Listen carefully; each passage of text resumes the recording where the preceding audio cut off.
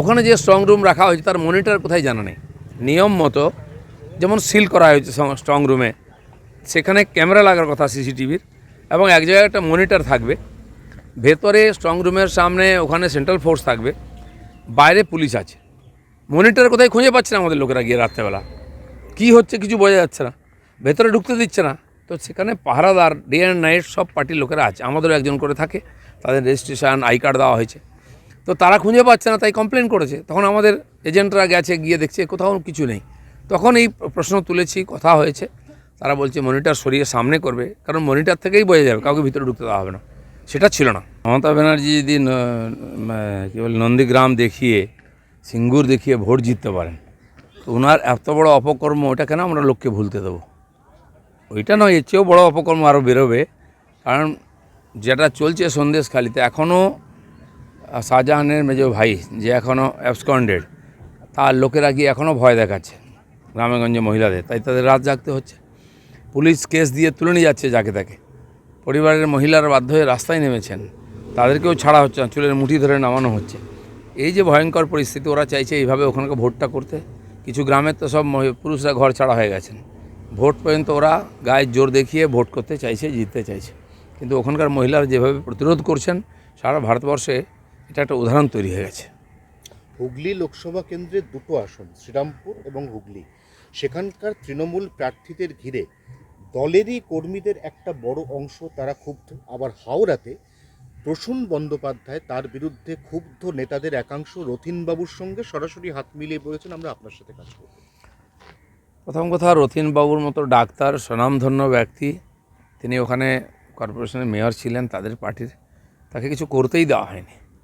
তিনি এবারে আমাদের ক্যান্ডিডেট হয়েছেন, যোগ্য ব্যক্তি হিসাবে হাওড়ার বক্তব্য তুলে ধরার জন্য পার্লামেন্টে যোগ্য ব্যক্তি।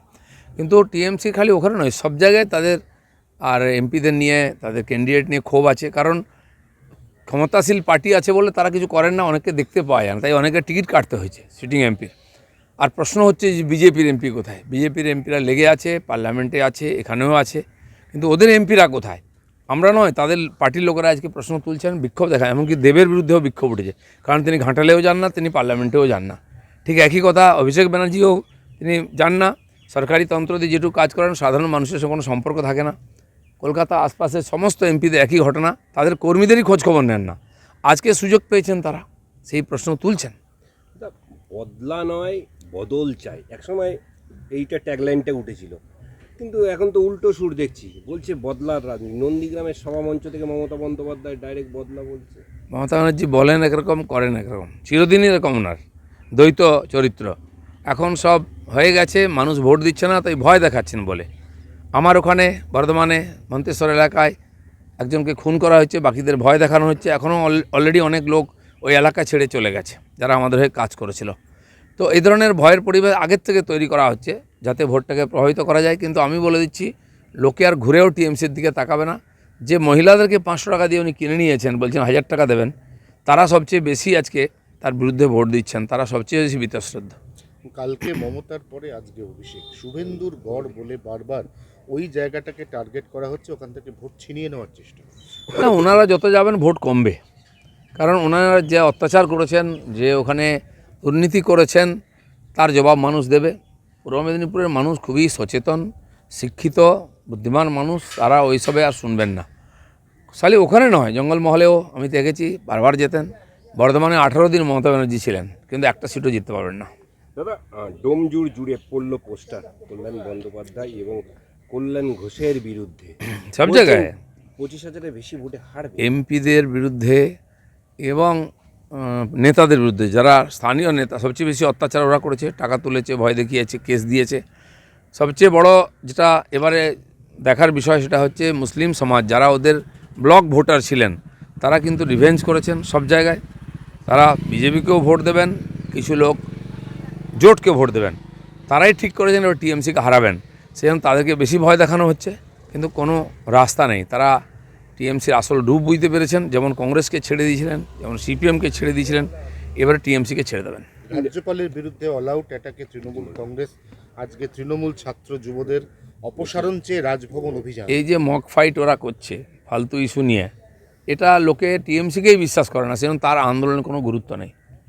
ঠিক একই জিনিস সন্দেশখালিতে দেখুন, কোনো পার্টি নেই, কিন্তু স্থানীয় মানুষ যেভাবে এই অন্যায়ের প্রতিবাদে রুখে দাঁড়িয়েছেন, বিশেষ করে মহিলারা, সারা ভারতবর্ষ তাকিয়ে আছে কী ধরনের আলোচনা চর্চা হচ্ছে বাংলা সম্বন্ধে, বসিরহাট সম্বন্ধে, সন্দেশখালি সম্বন্ধে, সারা ভারতবর্ষ তথা বিশ্বের মিডিয়াতে। এটা আমাদের কাছে খুবই লজ্জার, আমাদের মাথা নত করে দিয়েছে টিএমসি।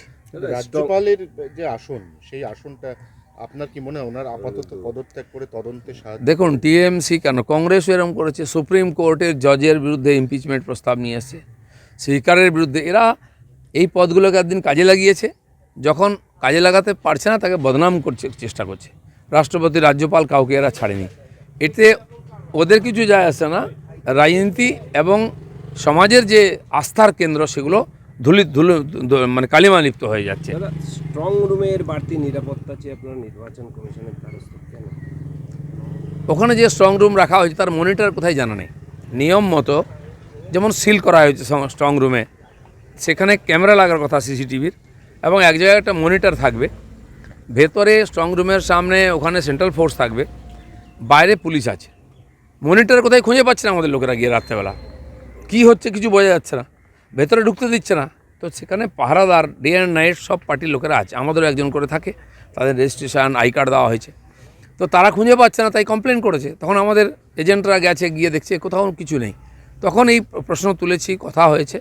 তারা বলছে মনিটর সরিয়ে সামনে করবে, কারণ মনিটর থেকেই বোঝা যাবে, কাউকে ভিতরে ঢুকতে দেওয়া হবে না। সেটা ছিল না। শেষ প্রশ্ন, শেখ শাহজাহানের 14 কোটি টাকার জমি বাজেয়াপ্ত 14 কোটি নয়, 200, 250, 300 কোটি টাকা কাছে যে প্রপার্টি চলে গেছে। সেই জমির মধ্যে মাছের ভেড়ি আছে, সাধারণ গরিব লোকের, ওই আদিবাসীদের জমি নিয়ে ভেড়ি করা হয়েছে, নোনা জল ঢুকিয়ে ইটভাটা করা হয়েছে। এরকম বহু প্রপার্টি ছিনিয়ে নেওয়া হয়েছে, সরকারি জমি যা ছিল খাস সব নিয়ে নেওয়া হয়েছে। এবারে এই যে সম্পত্তি, তাতে প্রায় 300 কোটি হয়ে যাবে। আমার মনে হয় মমতা ব্যানার্জিরা বলেছেন যে ইন্ডিয়া জোটে 315 সিট হবে, সেটা তো হওয়ার চান্স নেই, কিন্তু 315 কোটি টাকা শাহজাহানের পার হয়ে যাবে। আর এটাই এবারে ভোটের ইস্যু। ওখানে যে স্ট্রং রুম রাখা হয়েছে তার মনিটর কোথায় জানা নেই। নিয়ম মতো যেমন সিল করা হয়েছে স্ট্রং রুমে, সেখানে ক্যামেরা লাগার কথা সিসিটিভির, এবং এক জায়গায় একটা মনিটর থাকবে। ভেতরে স্ট্রং রুমের সামনে ওখানে সেন্ট্রাল ফোর্স থাকবে, বাইরে পুলিশ আছে। মনিটর কোথায় খুঁজে পাচ্ছে না আমাদের লোকেরা গিয়ে রাত্রেবেলা, কী হচ্ছে কিছু বোঝা যাচ্ছে না, ভেতরে ঢুকতে দিচ্ছে না। তো সেখানে পাহারাদার ডে অ্যান্ড নাইট সব পার্টির লোকেরা আছে, আমাদেরও একজন করে থাকে, তাদের রেজিস্ট্রেশন আই কার্ড দেওয়া হয়েছে। তো তারা খুঁজে পাচ্ছে না, তাই কমপ্লেন করেছে। তখন আমাদের এজেন্টরা গেছে, গিয়ে দেখছে কোথাও কিছু নেই। তখন এই প্রশ্ন তুলেছি, কথা হয়েছে। তারা বলছে মনিটর সরিয়ে সামনে করবে, কারণ মনিটর থেকেই বোঝা যাবে, কাউকে ভিতরে ঢুকতে দেওয়া হবে না। সেটা ছিল না। ওদের অপসারণ চেয়ে রাজভবন অভিযান, এই যে মক ফাইট ওরা করছে ফালতু ইস্যু নিয়ে, এটা লোকে টিএমসিকেই বিশ্বাস করে না, সেজন্য তার আন্দোলনের কোনো গুরুত্ব নেই।